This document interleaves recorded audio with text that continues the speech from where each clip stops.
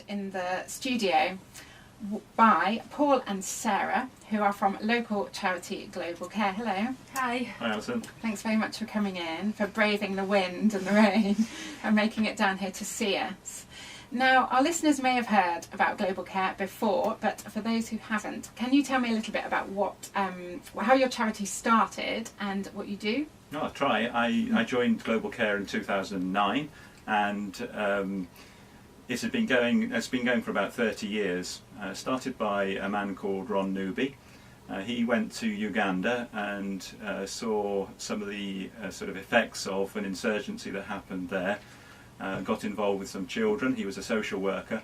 Came back to the UK, really wanting to do something.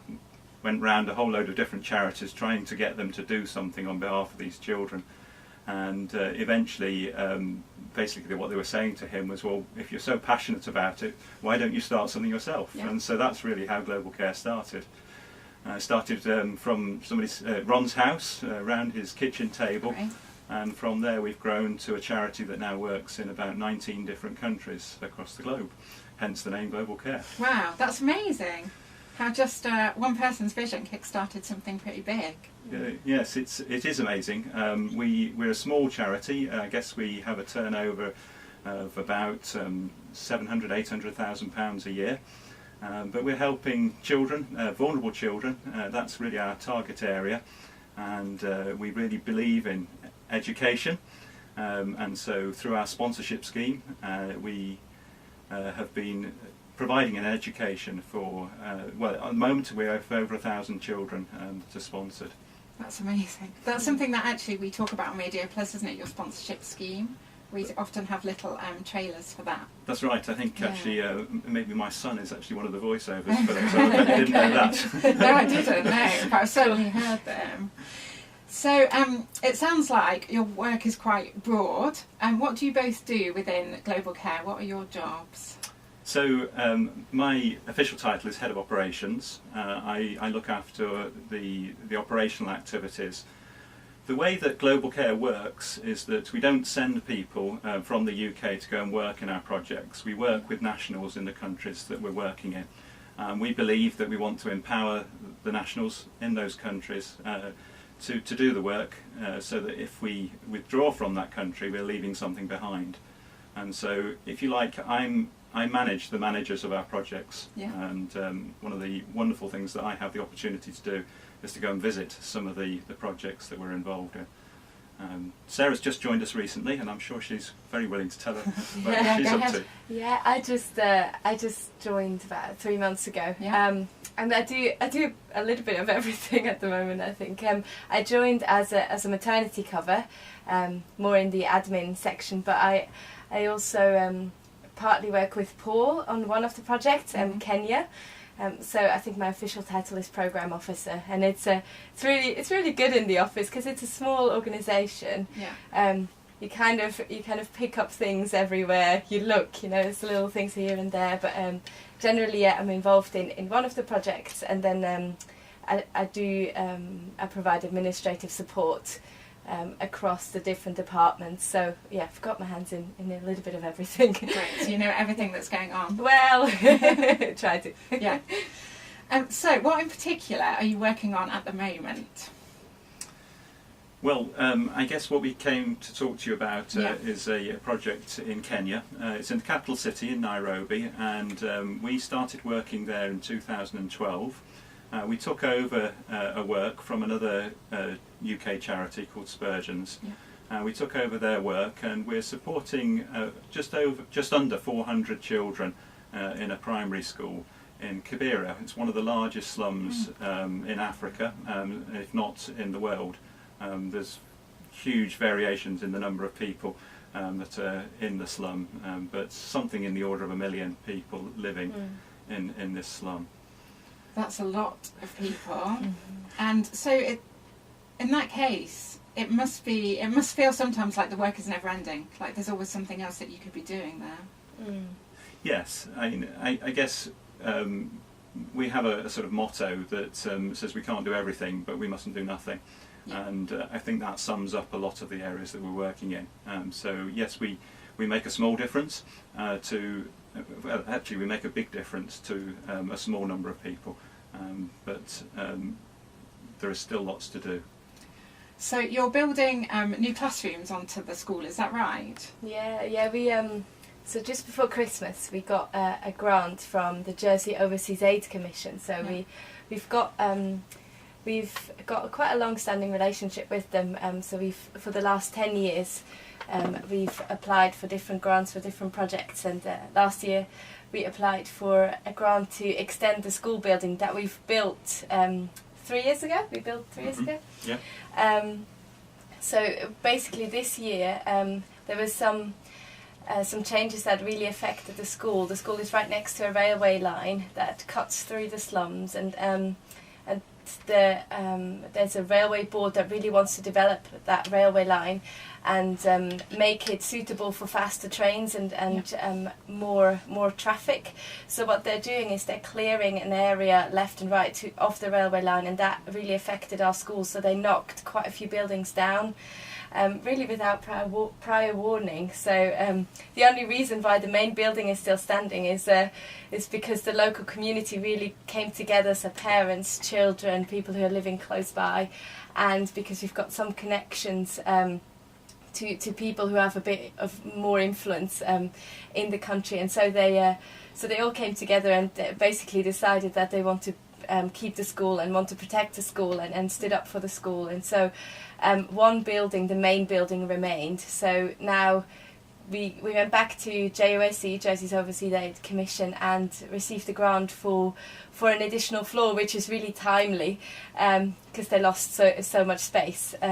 So this year is the building project, which is exciting. Yeah. So we're building 7 more classrooms, I think, and a sick bay and staff rooms and everything. Fantastic. Well, working in the church, I know about building projects and how they can be quite a very big deal sometimes. And so I hope that all the work goes according to plan, but it is so exciting and also so brilliant that you have a philosophy of leaving a legacy that is sustainable rather than just going in there and doing something and then leaving it so that there aren't people to carry it on. Yeah.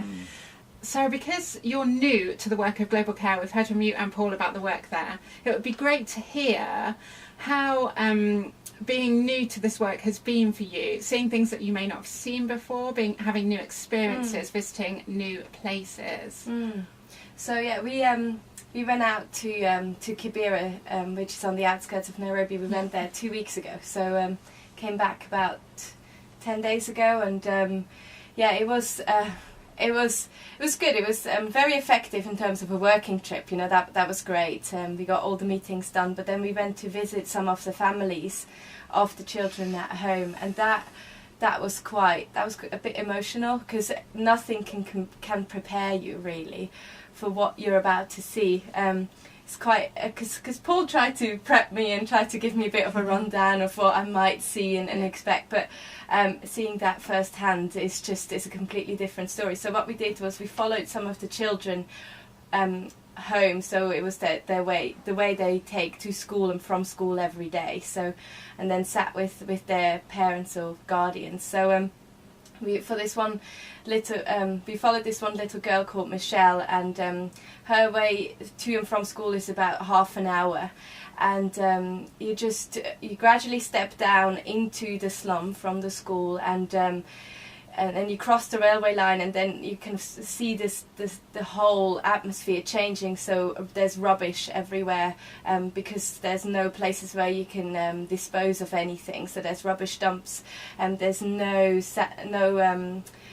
way for all the water to flow away. So there's an open sewage system everywhere. So walking through those houses, it's very narrow, and you step into the slum, and the smell hits you like a wall. So it's all the stuff that is rotting in the sun, and the sewage, and that's this little girl's life. That's just outside her house. So we walked through the slum. There's people.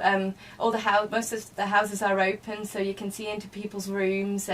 There's no glass on the windows. There's just rags. There's no proper doors. Most of the houses are are below the actual floor level, so the path is higher than the houses, so when it rains the houses flood, so there's mud in the houses everywhere.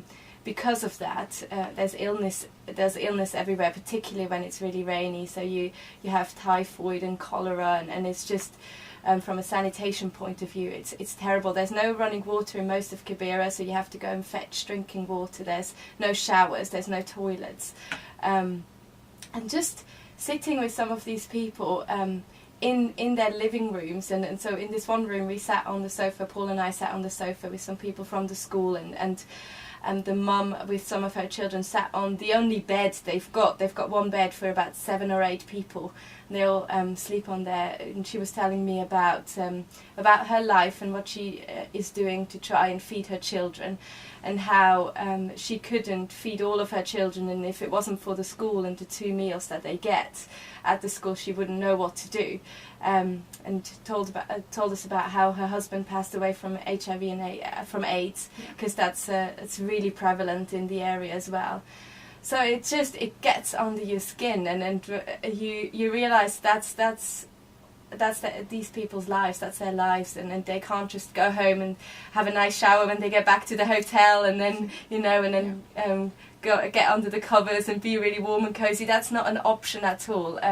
That's all they've got, and it gets under your skin, and it hits home, and you sit there and you talk to them.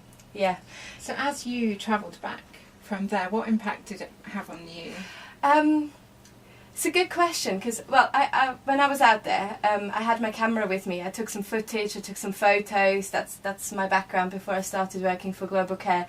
And sometimes it was good to, I was really grateful to have the camera, because I could remove myself a little bit from the situation. It's like, okay, I'm there to take photos. You kind of hide a little bit behind, but going back, it just stays with you. I had this one evening when I got back to the hotel, and I just broke down crying, because you don't know what to do really. And like Paul said, yes, we are making a difference, but sometimes it can feel a bit like a really small thing in the face of just overwhelming need. So coming back, it's good. So the week coming back, I just had a bit of a low level of frustration for a whole week, because I wanted to do something about it, and I wanted to tell people, and I wanted to spread the word. And it's a bit like you come back, it's like, why does nobody know about this, and we should do something about this. So that was the main feeling. So I found it quite motivating for myself, and it really motivated me to do my work properly, and to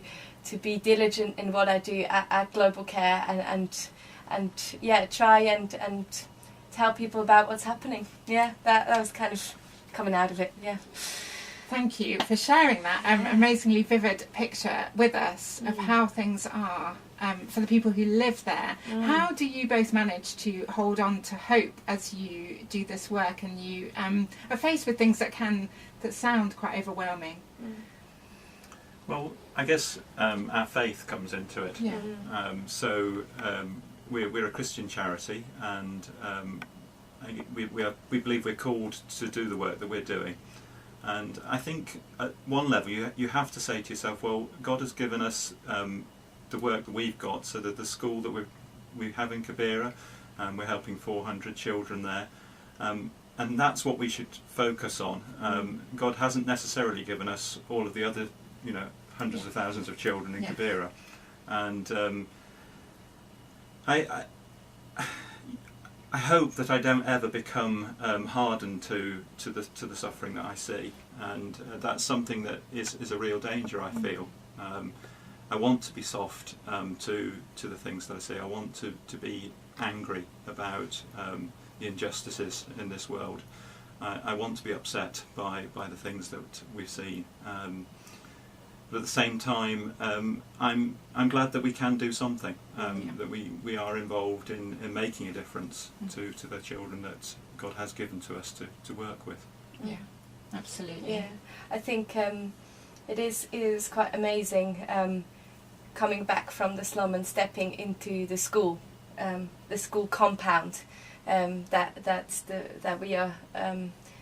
we are running over there, and it just feels like paradise. Because I think too, if you look at it with kind of Western eyes, the school building is very simple. You know, it's got no bells and whistles. It's very functional. But just coming out of the community back onto the school grounds, it feels like you can breathe, and you see all the kids who are playing and who are boisterous and a bit naughty. They're real kids, you know. They can be silly and happy and funny, and their character can come out. That is really, that's where it's hopeful, you know. That's where it makes a difference, and that's so nice to see, and it's so motivating, because it doesn't make a difference for every child in the slum, but for those kids who are there, it means the world to them, and that's motivating. Yeah, of course. Yeah. So if our listeners would like to know more about your work and also to support your work, where can they go for more information? Well, we have as most people do these days, we have a website, so globalcare.org.uk. Great. You can sign up for sponsorship there, which is something that is something that really helps us in our work. People who are prepared to give on a regular basis are the lifeblood of Global Care. You can, if you're not prepared to sign up for sponsorship, then you can give to us a one-off gift, and again, you can do that through the website, or you can phone us 7660 1800. Great. Our telephone number. So I will put those details onto our Facebook page as always. Do look at their website, globalcare.org.uk, for more information. Thank you so much, both of you, for coming in and talking to us about your work and ways in which we can help. I hope you'll come back again when you have some new things on the horizon and let us know how you're getting on. Thanks ever so much. Thank you. Thanks.